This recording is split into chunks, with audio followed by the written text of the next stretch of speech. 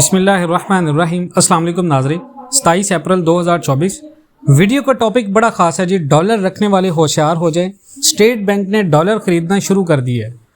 पाकिस्तान के अंदर कल एक बड़ी अहम रिपोर्ट आई है और इस रिपोर्ट का पाकिस्तान के अंदर करेंसी मार्केट के ऊपर बड़ा इम्पैक्ट पड़ेगा और इससे काफ़ी ज़्यादा चीज़ें खुली हैं। पाकिस्तान का IMF के साथ क्या मुआहदा होने जा रहा है, पाकिस्तान के अंदर IMF के साथ जो टर्म्स एंड कंडीशंस हैं, एक्सचेंज रेट के ऊपर क्या टर्म्स एंड कंडीशंस होंगी और डॉलर का रेट अगले 2 से 3 महीनों तक हुकूमत क्या कर रही है कि डॉलर जो है वो पाकिस्तान के अंदर स्टेबल है और हुकूमत कैसे इसको स्टेबल करके बैठी हुई है। तो ये कल स्टेट बैंक की एक रिपोर्ट आई है जहाँ से बहुत सारी चीज़ें जो हैं वो बड़े सवालात जन्म लेते हैं। स्टेट बैंक ने क्या किया जी, $5 बिलियन इस साल के दौरान अब तक इंटरबैंक मार्केट से खरीद लिए हैं। उसकी रीज़न क्या थी खरीदने की? इंटरबैंक मार्केट से डॉलर खरीदकर स्टेट बैंक ने पाकिस्तान के अंदर ओपन मार्केट के अंदर रोटेट किए, जिसका बेसिकली मेन मकसद था पाकिस्तान के इंपोर्ट्स को रेस्ट्रिक्ट करना, इंपोर्ट्स कम की जाए, उसके बदले में पाकिस्तान की एक्सपोर्ट्स को बूस्ट किया जाए और इंडस्ट्री को प्रमोट किया जाए। जो नई हुकूमत है उसका ये ज़ाफिया है बेसिकली डॉलर को स्टेबल करने का और पाकिस्तान के अंदर डॉलर्स की जो बहुत ज़्यादा डिमांड बनी थी उसको सर्कुलेट करके डॉलर को, उस कंजप्शन को कम करना और डिमांड को कम करना। स्टेट बैंक ने गैर मुल्की ज़र मुबादला के ज़खायर को 8 बिलियन पर स्टेबल रखा है और पाकिस्तानी रुपये को 278 रुपये पर बरकरार रखने में अपना किरदार अदा किया है। और ये कल एक रिपोर्ट आई थी और ये बहुत सारे इम्पैक्ट क्रिएट कर सकती है पाकिस्तान की करेंसी मार्केट के अंदर, खा वो डॉलर का नेगेटिव रोल हो या वो पॉजिटिव रोल हो। यहाँ पर स्टेबिलिटी की बात तो ये है कि इंपोर्टर्स की तरफ से डिमांड थी जिसको हुकूमत ने पूरा करने के लिए स्टेट बैंक से $5 अरब जो है वो इंटरबैंक से स्टेट बैंक ने उठाए और उसको मार्केट में रोटेट किया, जिसकी बेस के ऊपर प्रीमियम कट की वजह से जो एक्सचेंज रेट की 1.25 गैप की हमारी बात हुई इंटरबैंक ओपन मार्केट में, उसको हुकूमत ने कंट्रोल किया और ये स्टेट बैंक ने खुद रिपोर्ट जारी कर दी। मदाखलत की इस लेवल के साथ स्टेट बैंक ने गैर मुल्की कर्ज़ों की कमी की वजह से अपने फॉरेन रिजर्व को $3 बिलियन से नीचे जाने से रोका है, जबकि जितने भी खरीदारों का सही जो एस्टिमेट साइज़ है वो शो नहीं किया गया और डॉलर की ख़रीदारी $5 बिलियन से ज़्यादा है और अब भी जारी है।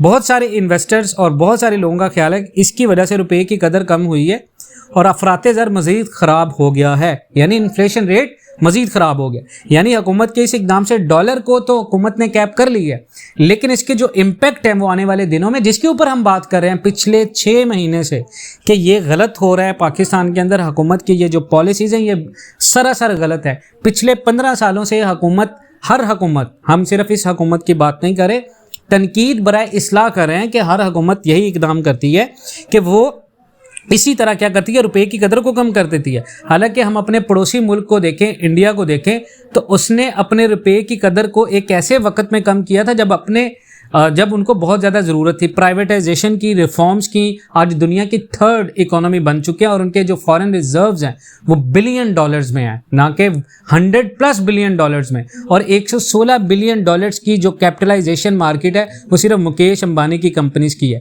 हम सिर्फ तारीफ नहीं कर रहे, हम सिर्फ बता रहे हैं कि रिफॉर्म्स का मतलब ये है कि जिन लोगों ने पाकिस्तान के अंदर लोग करेंसीज में इन्वेस्टमेंट क्यों करके बैठे हुए हैं, क्योंकि हमने अपने रुपये की कदर को इस कदर ज़्यादा जो है वो नीचे कर दी है कि लोगों को इस चीज़ का आइडिया हो चुका है पाकिस्तान के अंदर कि डॉलर को कैप किया जा रहा है। देखिए जी, हुकूमत ने ज़बरदस्ती माजी के रिज़र्व जितने भी क्राइसिस हैं उनको रिवाइज़ करने से बचने के लिए स्टेट बैंक के इक़दामात का बेहतरीन दिफा भी किया है।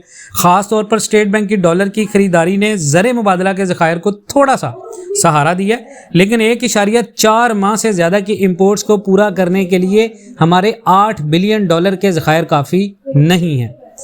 ये मुदाखलत 2019 में अपनाए गए पाकिस्तान के मार्केट पर जो बेस थे एक्सचेंज रेट के निज़ाम से बराह रास्त बिल्कुल जो हैं वो उसके मुख्तलिफ हैं। मौजूदा जो एक्सचेंज रेट है वो PKR से ज़्यादा है और मुल्क के ट्रेड डेफिसिट के पेश नज़र ये कोई पायदार नहीं है। अगरचे पाकिस्तान हुकूमत का दावा है कि जो रियल एक्सचेंज रेट है इस बात की पॉइंट आउट करता है कि रुपए की कदर कम नहीं है, लेकिन पाकिस्तान के अंदर बहुत सारे लोग इससे मुत्तफिक नहीं हैं। इवन के पाकिस्तान एंड वर्ल्ड टीवी भी इससे मुत्तफिक नहीं है। कुछ एनालिस्ट पाकिस्तान के अंदर मुआशी चैलेंजेस से बेहतर तरीके से निपटने के लिए रुपए को 20% तक मजबूत करने की वकालत के भी खिलाफ हैं, जो कि बिल्कुल गलत है। पाकिस्तान को इस वक्त डॉलर को फ्री फ्लोट नहीं छोड़ना चाहिए। हम ये बात नहीं कर रहे कि आप डॉलर को फ्री फ्लोट छोड़ दें, लेकिन डॉलर को एक्चुअल वे में अगर रखना है, आपने अपने रिजर्व्स को बढ़ाना है, रेमिटेंस को बढ़ाना है, तो फिर एक दफ़ा हुकूमत को डॉलर को फ्री फ्लोट छोड़कर इसके एक्सचेंज रेट के ऊपर जो है वो जोर देना पड़ेगा, ताकि पाकिस्तान के अंदर रेमिटेंस में मज़ीद इजाफा हो। जिनके घरों में लोगों ने डॉलर स्टॉक किए हैं, वो अपने डॉलर को मार्केट में लेके आए और ये सारा पैसा हुकूमत के पास आए। उसके बाद पाकिस्तान की हुकूमत को रिफॉर्म्स की तरफ आना चाहिए। बाकी आप इन तमाम बातों से इतराफ़ करते हैं तो कमेंट सेक्शन में अपनी कीमती राय का इजहार कर सकते हैं। नए चैनल का लिंक दे रहे हैं, इंशाल्लाह 1 मई से वो स्टार्ट हो रहा है। फेसबुक और यूट्यूब चैनल जो हमारा नया, उसका लिंक दे रहे हैं। इसके साथ साथ व्हाट्सएप ग्रुप का लिंक दे रहे हैं, उसको आप ज्वाइन कर सकते हैं। बाकी इंशाल्लाह मिलते हैं नेक्स्ट वीडियोज़ में। तब तक के लिए जी अल्लाह हाफिज़।